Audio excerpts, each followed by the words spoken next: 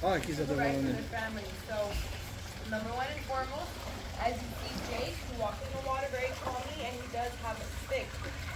That stick is used as a guiding tool and as a facing tool, and overall as a protection tool as well. So when you walk into the Everglades water, it's actually really dark and it's really murky. It was always a good idea to have a stick with you so you can pick and poke on the floor as you're walking through, just to make sure you don't step on anything dangerous like an alligator. With that being said, as well, the stick is going to help Jake by moving the alligators around, protecting himself from the alligators, and helping him with the alligators of their energy. So when you choose out your alligator in the water, the first thing you have to do is work out their energy. So what Jake is doing is he's working the alligator of his energy. When you work them of their energy, overall what you want to do is just make sure that the alligator is using all its muscles in its body so that it can tire itself out. How you do that is one of the ways is by grabbing them by the tip of their tail and just motivating the alligator to swim around, because the alligator will be swimming in place and using most of its muscles in that same position. Now, the stick. You're going to see that sometimes the alligator, he will try to turn, and not to necessarily attack Jake, but because these animals could do 360s, which means they can touch the tip of their tail with the tip of their nose. So if in any situation, let's say for example, Jake comes across a really aggressive alligator and it tries to spin on him, he actually does have enough time to drop that tail and then use the stick to put it in between himself and the alligator so that the alligator will bite the stick before it ever bites him. As well, sometimes you can't physically touch the alligators, so you're going to see that he's using the stick to give light taps to the alligator just to motivate him to move around, because sometimes they could be very quick and they are very reactive. So it's always better to sometimes use the stick rather than using your hand. Now, despite Jake working the alligator of its energy, they are able to go ahead and regain and redeem their energy back. How they do so is by basking. Basking means the alligator will come up, lay down under the sun, and start collecting and absorbing all the heat and the warmth. Once the alligator is fully charged up, they're pretty much good to go and they have all their energy back. So we always tell people that alligators operate like solar panels or like rechargeable batteries. So despite Jake working the animal of its energy, it actually doesn't affect or do anything to the alligator at all. And you'll know that your alligator is well worked of its energy when it kind of just starts to slow down on movement. So as you see, with each alligator it is different. Some alligators will take you 5 minutes to work them of their energy. Some alligators will take you maybe 13 to 25 minutes to work them of their energy. So in this case, the alligator seems fairly well worked with its energy, and then Jake will then go ahead and bring them towards the shallow end to then do the official capture of the alligator.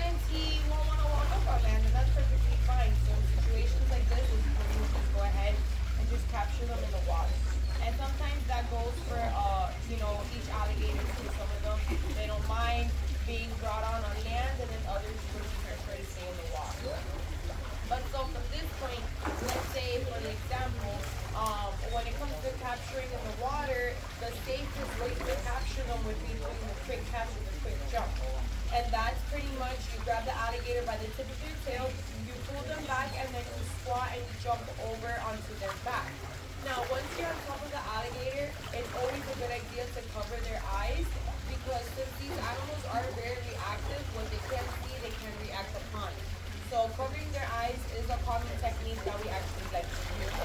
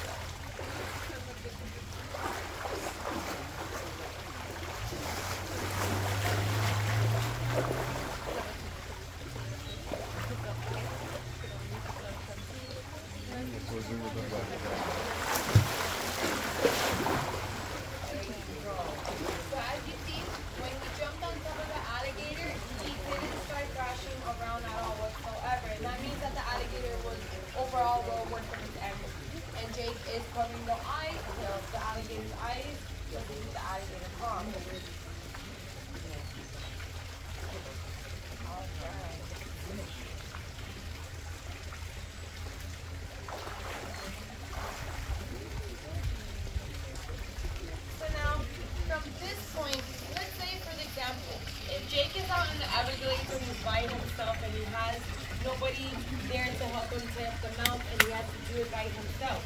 Jake is going to do a technique that's called the bulldogging.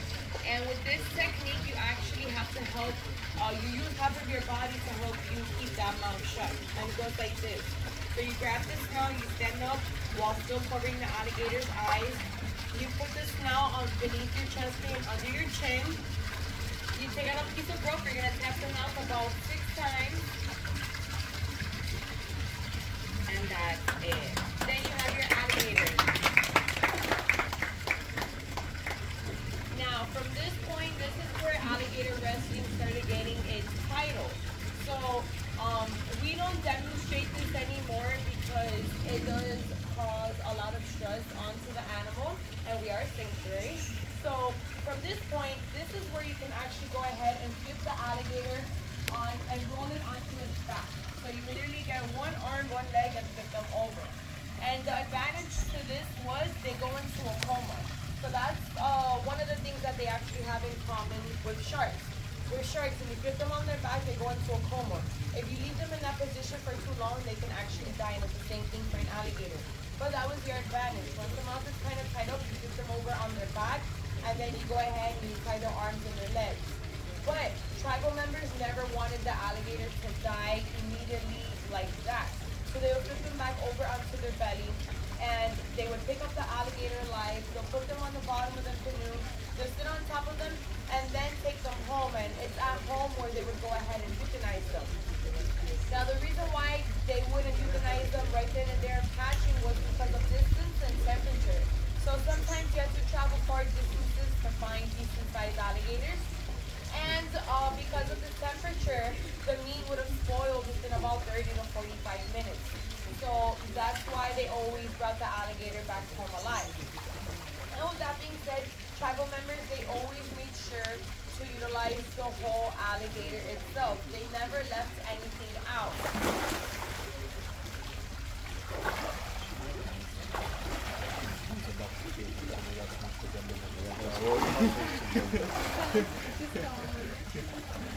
Ja to mam dzisiaj.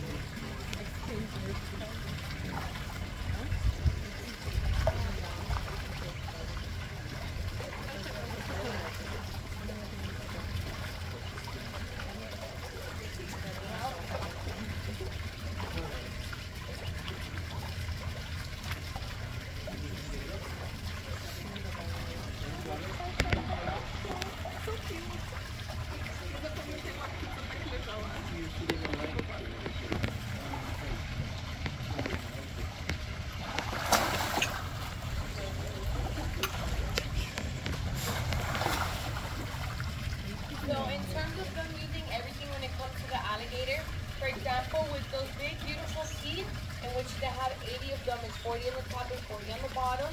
They would turn them into jewelry like necklaces.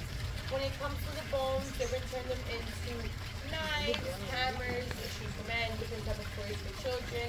With the organs, they would harvest them out and use some of the organs to transfer water back and forth, or as well turn them into rope or twine. And when it comes to the meat and the skin, they would keep it for personal use, but as well it was used as a trading good for modern day items that they didn't have at the time.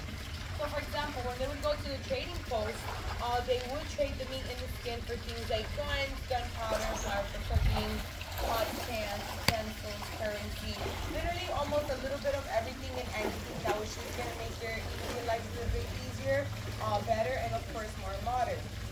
And so finally, alligator wrestling, that officially caught its own name and title was down when they finished making this road out here that brings you in and out the Everglades.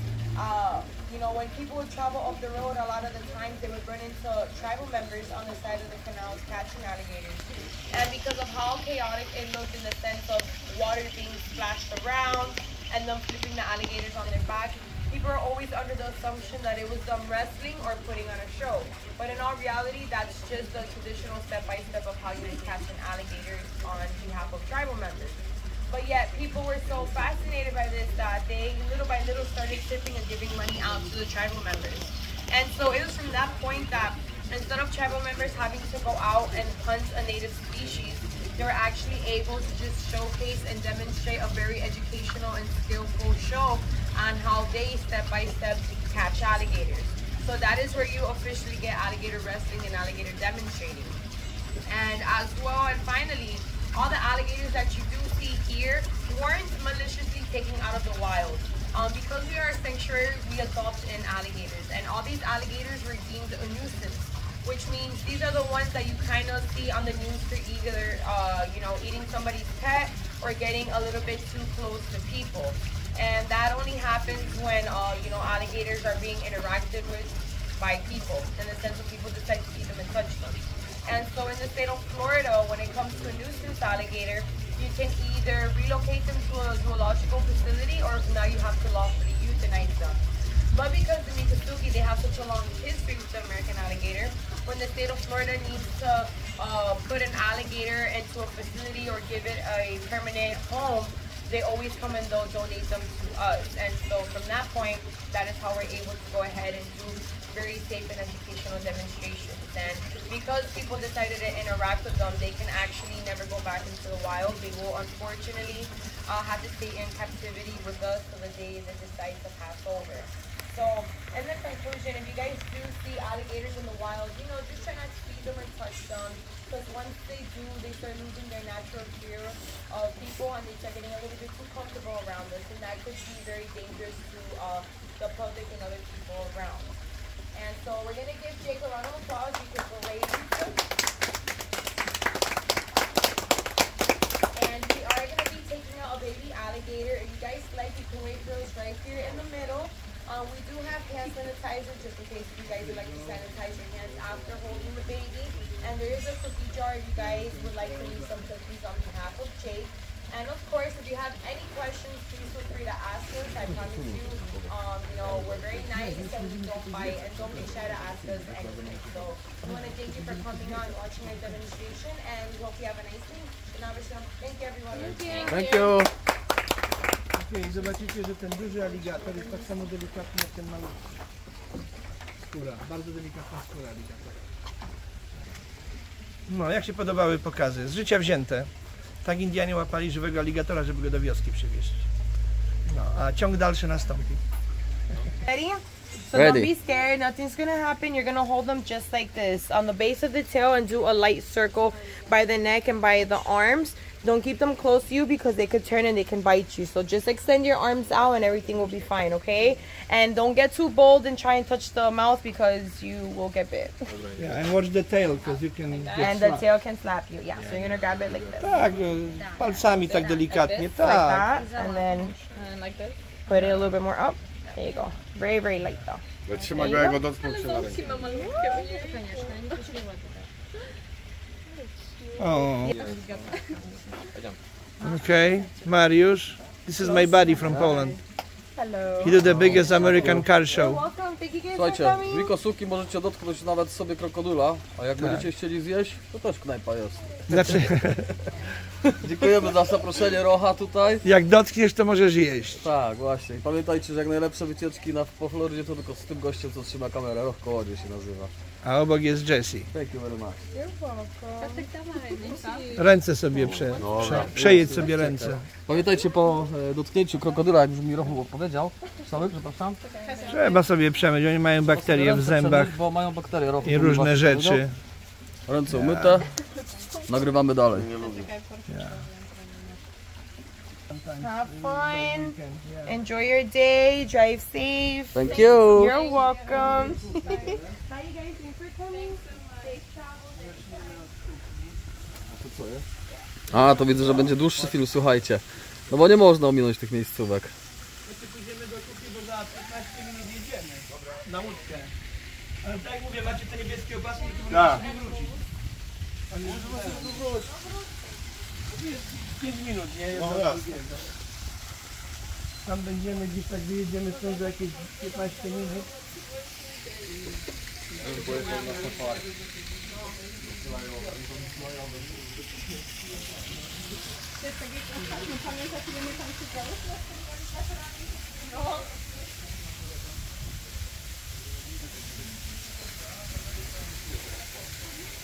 Także polecam Muzeum Miccosukee, miasteczko Miccosukee, wioska Miccosukee. Indianie zadbali o to, aby zajmują się po prostu krokodylami. Wszystkim, co się znajduje tutaj. Tworzą historię. Ręczne dzieła. O, popatrzcie.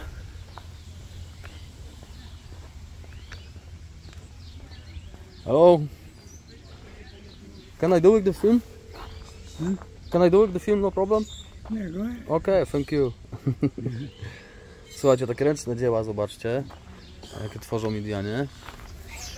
Tam są następne takie stoiska. Hello.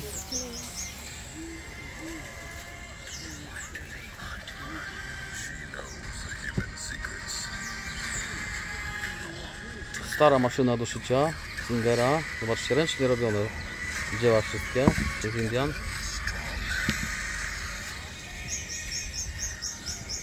Torebki, kiecki, ubranka.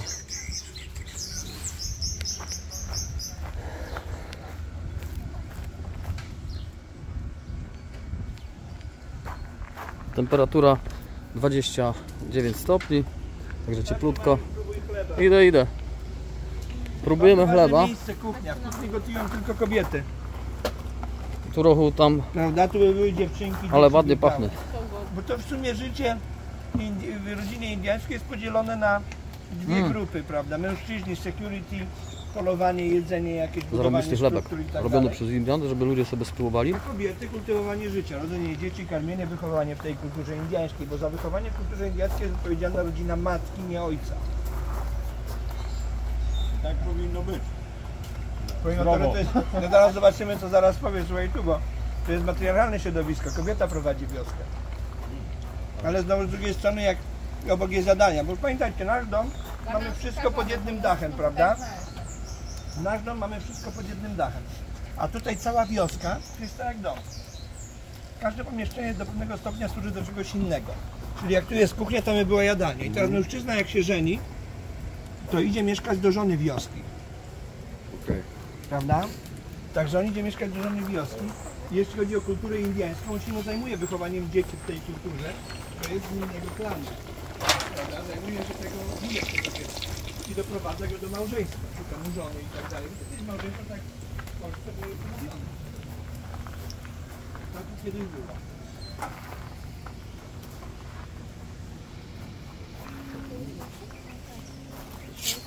Tak samo jak też byśmy nauczyli nasze panie, że otwieramy drzwi i proszę bardzo, prawda? Indianin nigdy tego nie zrobi. Nigdy nie wpuści żonę w miejsce, gdzie nie wiadomo, co jest po drugiej stronie. No, to już to. A myśmy naszym paniom mówili, że to jest pewien rodzaj kultury. To jest się dżentelmenem. A to jest pewien rodzaj samoobrony. Będę cię bronił. Tak. jest pewien rodzaj samoobrony, prawda?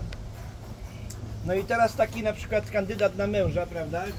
Ten wujek, który wychowywał tego chłopca od dziecka, prawda? Przyprowadza do rodziny przyszłej żony, no i rodzina, prawda? Ojciec go bierze na sprawdzian, czy on czasem nie wegetarianin. Prawda? Wtedy problem może być. Gorzej weganin jeszcze. Tak, jeszcze wegan, no to mam kolegę, co syn jest weganem. Pojechał z nim do Polski, wrócił, mówi, no jak tam było? Mówi, no kurwa mać, mówi, czy w Frankfurcie. Restauracja vegan po drugiej stronie lotniska. Mówi, szliśmy chyba 45 minut, żeby dojść do tej restauracji, po to, żeby on popatrzył na menu i powiedział, tu nic nie ma. I wracać z powrotem. No. Także pozdrawiam tutaj z wioski Miccosukee, z rezerwatu.